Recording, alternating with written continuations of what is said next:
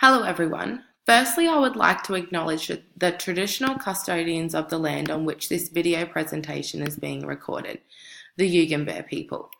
of Southeast Queensland. I pay my respects to elders past, present and future and value their culture, knowledge and connections to the land.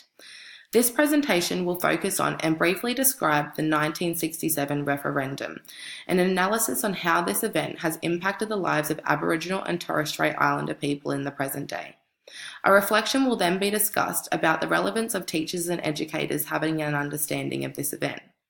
I will then respond to how this event contributes to a deeper understanding of teaching and learning in Indigenous cultures and a quote by Buskin, 2015, which will later be mentioned. According to the National Archives of Australia, the referendum was held on the 27th of May, which was recorded as the highest yes vote, as 90.77% of Australians voted yes to 2 amendments to the Constitution involving Aboriginal and Torres Strait Islander people. The amendments were to Section 51, the Parliament shall, subject to this Constitution, have power to make laws for peace, order and good government of the Commonwealth with respect to the people of any race other than the Aboriginal people in any state for whom it is necessary to make laws. And Section 127, in reckoning the numbers of the people of the Commonwealth or of a state or other part of a Commonwealth, Aboriginal natives should not be counted.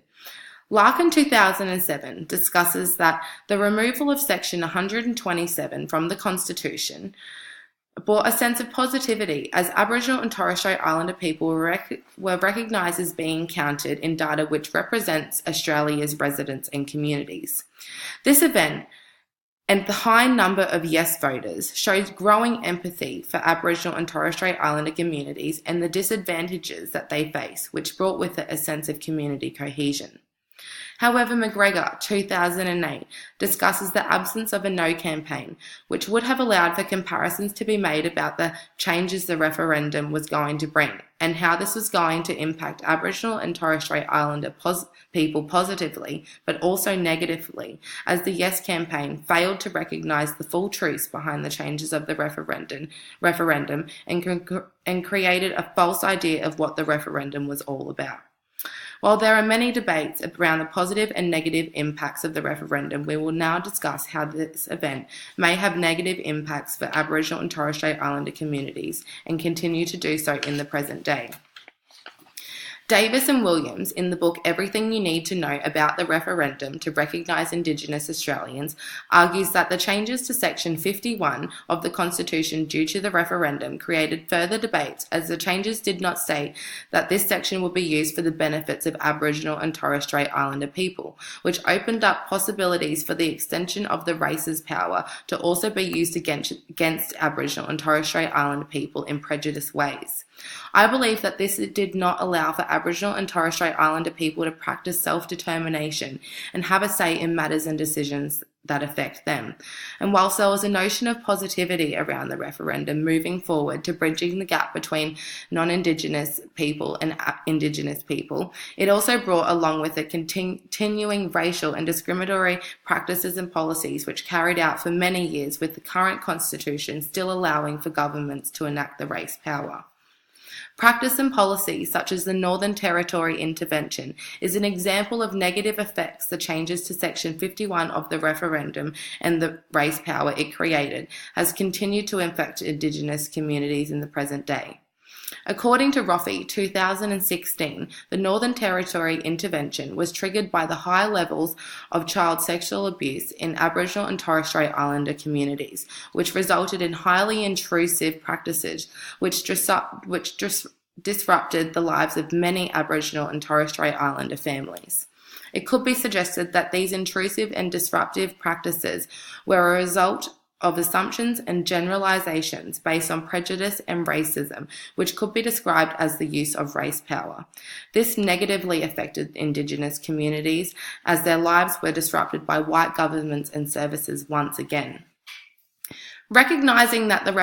referendum has continued to have significant impacts on the lives of Aboriginal and Torres Strait Islander people, it is important to reflect on the relevance of educators and teachers' understandings of this event and how it may impact their teaching perspectives and practices. Madison 2011 discusses the referendum and the high number of yes voters as a result of collective guilt, and that the Australian society dusted their hands of past wrongdoings and neglected to reflect and act on the changes that were necessary for moving forward for active reconciliation. Due to the notion of collective guilt around the referendum, I believe this is a highly relevant event for teachers and educators to develop their understandings and reflect upon, to actively contribute to and role model in their classroom active reconciliation. Madison highlights that during the Hawke government, the Minister for Aboriginal Affairs, Robert Tickner, identified 3 arguments for effective reconciliation. Firstly, the education of Aboriginal and Torres Strait Islander cultures and past and present disadvantages they face for non-Indigenous Australians, in the hope of addressing Indigenous rights through developing a strong community-based movement. Therefore, I would say that an understanding of the referendum and the effects it has had on the lives of Aboriginal and Torres Strait Islander people as a teacher and educator is extremely important, as you are able to educate and explore with your class the event, effects, and disadvantages in the hope to create empathy in your students and respect towards Aboriginal and Torres Strait Islander people to participate in reconciliation movements and involving your students along the way. If we have learned anything through this presentation about the referendum and the effects that came after, is that while the referendum symbolised a positive social movement towards Aboriginal and Torres Strait Islander rights, there was never any real action taken to move towards this, and as a teacher and educator, we can learn something about this when teaching and learning with Indigenous cultures. Price 2012 discusses how the curriculum supports the teaching of Aboriginal and Torres Strait Islander cultures and the implementation of Aboriginal and Torres Strait Islander perspectives through a cross-curriculum priority approach, to uphold the educational rights for all children and to develop deeper understandings of the contemporary issues these communities have faced. Another perspective is Troy 2015, that teaching an Australian language through an embedded language program developed alongside Aboriginal and Torres Strait Islander communities not only upholds educational rights of Aboriginal and Torres Strait Islander students, but also develops self-esteem and creates an effective, accepting and compassionate culture within the school for both Indigenous and non-Indigenous students and families. Therefore, understanding the referendum and the need to uphold the rights of Aboriginal and Torres Strait people in a positive way through my role as a teacher and educator can be done through embedding my teachings and learnings of the culture and perspectives, and this can in return create compassionate young children who will create to advocate for Aboriginal and Torres Strait Islander people's rights in the future. Butskin 2015 poses the question, if in a school Aboriginal and Torres Strait Islander cultures are only celebrated during NAIDOC Week, on Mabo Day, or National Reconciliation Week, by having students do dot paintings or having local community members teaching dance or painting children's faces, what does this teach students and the community about contemporary life? Price 2012 highlights that tokenistic experiences such as painting didgeridoos and celebrating only significant events is only showing children aspects of Aboriginal and Torres Strait Islander culture. It is not until they truly unpack these events and symbols of the culture will students develop deeper understandings of their disadvantages and contemporary issues Aboriginal and Torres Strait Islander communities have faced, and their cultural practices, values and beliefs are valued within non-Indigenous students. Embedded cross-curriculum practices were previously highlighted to not only uphold rights of Aboriginal and Torres Strait Islander students, but to also create an empathic and respectful culture within your students. And I believe that this is the best way to teach students and the community about the contemporary issues Aboriginal and Torres Strait Islander people face. But how can we ensure that the learning experiences we are providing create opportunities for deeper understandings of the culture and respect for diversity?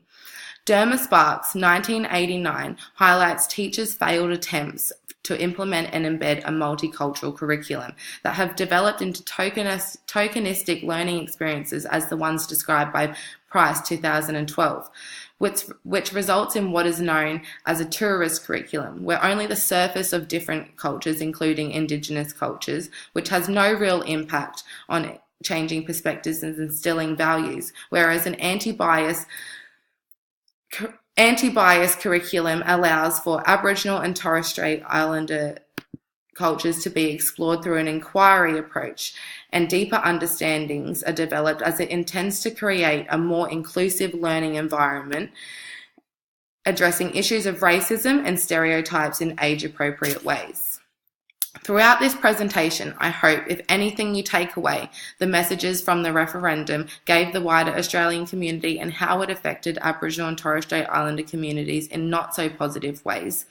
and how our understandings of this event as teachers creates a passion and drive to instill strong values for respect of diversity in our classrooms, to uphold the basic human rights of Aboriginal and Torres Strait Islander children and families in any way that we can. Thank you for listening.